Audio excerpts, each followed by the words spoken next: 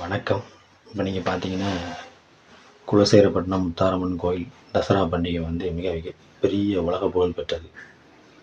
இந்த தசரா பண்டிகையில் பெரிய பெரிய செட்டு நிறுவனங்கள்லாம் வந்து டிஸ்கோ டான்ஸ் வச்சுருக்காங்க.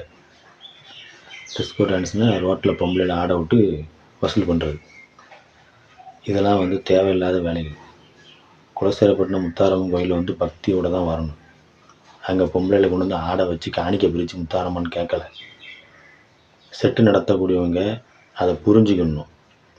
இந்த மாதிரி வந்து உங்கள் ஊரில் உள்ள செட்டில் நீங்கள் நடத்துங்க. உங்கள் ஊரில் உள்ள கோயிலில் நீங்கள் பொம்பளையில் ஆட விட்டு வேடிக்கை பாருங்கள். ஆனால் குலசேகரப்பட்டினம் முத்தாரம்மன் கோயில் அப்படி பண்ணாதீங்க.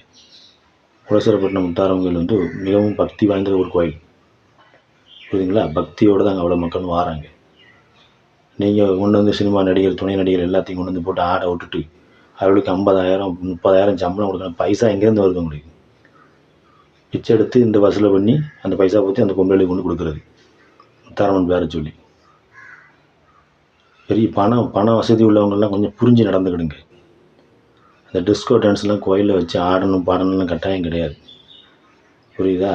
அதெல்லாம் வைக்காதீங்க. தேவையில்லாத வேலை பார்க்காதீங்க. கேட்டால் அது முத்தாரம்மன் கோயிலில் நாங்கள் அப்படி 10 நாள் ஜாலியாக இருப்போம். ஜாலியாக இருக்க அந்த கோயிலை கட்டி வச்சுருக்கு. ஜாலியாக இருக்கிறது கட்டி வைக்கல. மக்களுடைய குறைகளை தீர்க்கிறதுக்கும் மக்களுக்கு நல்லது பண்ணுறதுக்கும் அந்த கோயிலை கட்டி வச்சுருக்கு. அதை புரிஞ்சுக்கிடுங்க.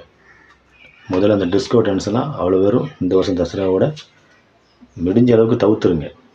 பக்தியோடு வாங்க கோயிலுக்கு. அதுதான் நமக்கு நல்லது.